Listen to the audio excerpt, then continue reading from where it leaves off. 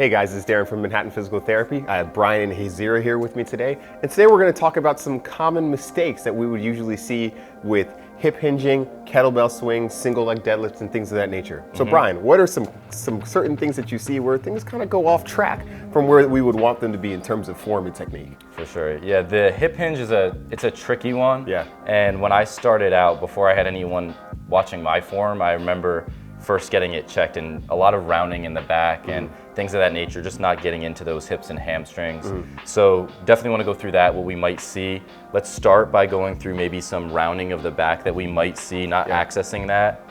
So common with the deadlift, and we'll talk about it with the swing as well, is people, you don't, feeling that stretch and that pull on that hamstring can be a little bit uncomfortable. Right. And sometimes it just makes it more comfortable just to avoid it by just kind of bending. You can keep your back even rounder than that, Hazira, yeah. By just kind of bending and you're not actually getting back into those hips, right? So, and then we see that, and now we're loading that spine in that position, and that's putting you at risk for potential injury, right? So it's really important that the back's nice and straight. Why don't you do one with that back nice and flat now, pushing back? So that's really what we want to see, right? So I'd say that's a huge one on the deadlift, is the rounding Of the back. Yeah. So what cues would you give to someone who, if you see them rounding their back when they're getting into the deadlift and deadlift position, what would be the cues that you would give them to kind of get them out of there and get them to the place that they need to be? Yeah, so typically the first problem is that they're really concerned with the weight that's in front of them, so just get them away from the weight. Okay. So it's good to just get away and focus on doing the hinge. So Hazira, I noticed you were rounding a little bit in the back. Can you put your hands on your hips and focus on pressing back through your hips and feeling that stretch through your hamstrings? And pause right there and let those arms stay right in front of you.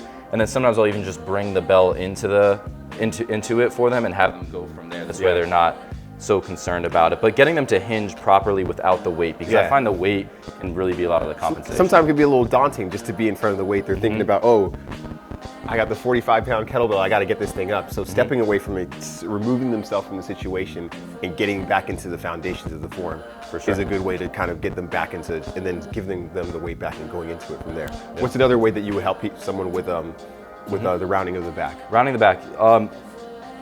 When people round the back, one big thing with me is if you're doing deadlifts with us, we're gonna have you learn how to do a deadlift, which is where you're gonna hinge over, you're gonna lift the weight, and then we're gonna have you put it back down and stand up without the weight.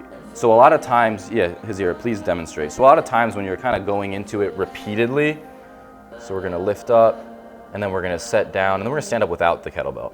So just pause there and relax. So get them used to coming up and resetting in between each rep, because what happens is over time, being bent over, if you're just doing repetition after repetition, you start to fatigue, your core fatigues, and then gravity inadvertently is gonna slowly curl your spine forward. So let them stand up, let it all decompress, and then go back into it with proper form. Gotcha. So then, if we're doing it with single reps, you're putting it down with each one, how do you then get them from a place of going from single reps of it to doing 2, 3 sets of 10 and reps in a row? Yeah. So typically, if you're starting at the right weight, they should be able to do maybe between 5 to 8 successive reps when they start to feel the fatigue, and you'll see it, or you'll feel it, or if you're videoing yourself, all of a sudden the back starts to round a little bit. That's your cue, like, okay, I'm fatigued, set it, stand up. That's the max, that's where we need to let it decompress, and then maybe do 1 or 2 or 3 of those single reps. And then the goal is over time is to just keep kind of raising that threshold. Gotcha. So now, let's kind of pivot a little bit in terms of different forms of deadlift. Difference with RDLs versus a traditional deadlift where they're bending their knees more. Which one do you like to go for? Pros and cons of either one. What do you like to do with different kinds of deadlifts? Yeah, I would say it's the same as pretty much all of my programming across the board. I just like variety. Yeah. So, the best program is a nice program with a ton of variety. So typically the end goal for me is to get them to the conventional.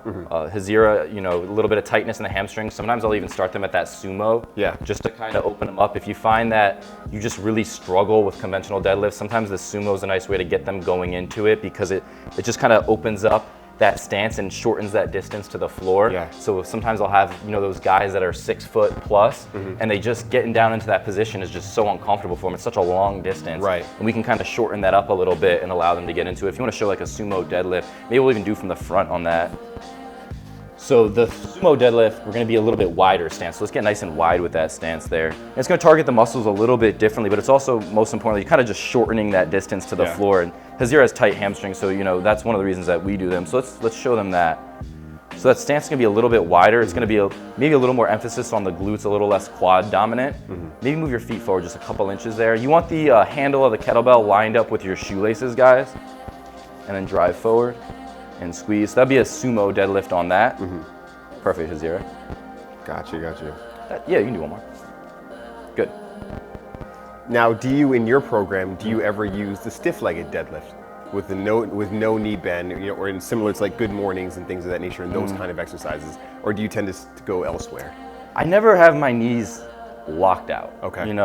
And the stiff leg deadlift, I feel like it's really confusing for people, just the name of itself, and some people will call it the straight leg deadlift. Yeah.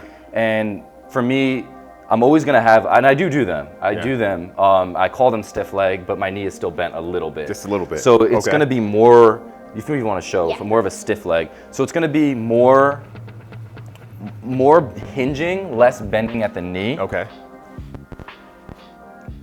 Try to keep this nice and straight here. That's the most important part. Yeah, I know. And that's the thing with it, as she says that she's tight here, is most people don't have that hamstring flexibility to solely, I'm pretty flexible, so to solely, back up just a little bit, to slowly hinge here and keep the back straight, right? So that at some point when they're going through this, they're going to start compensating because the hamstring just can't elongate anymore. Don't have that. Gotcha. So hamstring flexibility being the limiting factor if someone gets into going with a straight leg or stiff leg deadlift versus going RDL or going sumo. For sure.